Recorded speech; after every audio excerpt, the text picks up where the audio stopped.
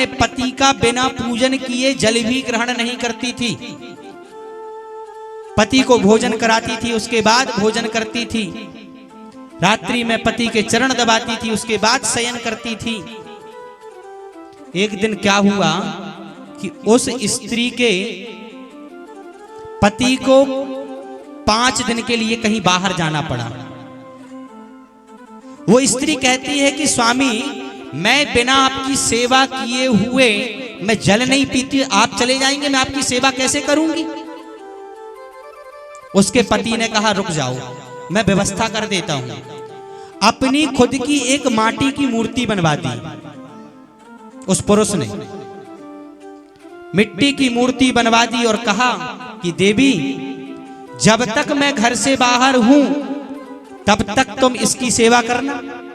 स्त्री ने कहा ठीक है। उसका पति चला गया, ये घर में पति की मूर्ति की सेवा करती। एक दिन क्या हुआ, 4-5 दिन के बाद इसके पति आ गए।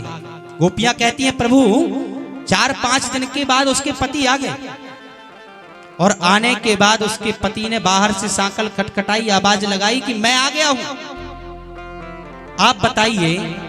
और वो उस स्त्री उस समय बैठ करके अपने उस मिट्टी के पति का पूजन कर रही थी। अब आप ये बताइए कि उस स्त्री का क्या कर्म है, क्या करना चाहिए उसे। जाकर के सांकल खोले कि जो पूजन कर रही है पूजन करती रहे, क्या करना चाहिए बताइए। सांकल खोलना चाहिए है?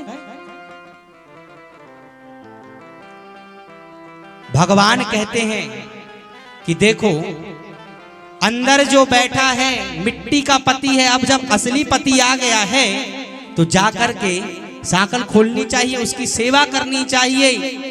गोपियों ने कहा प्रभु निर्णय हो गया।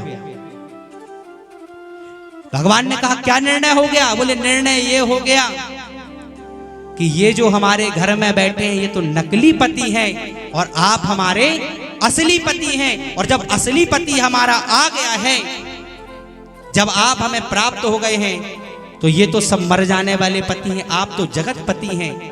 इसलिए हे प्रभु अब हम कहीं नहीं जाएंगे। बात समझ में आई। सुखदेव भगवान कहते हैं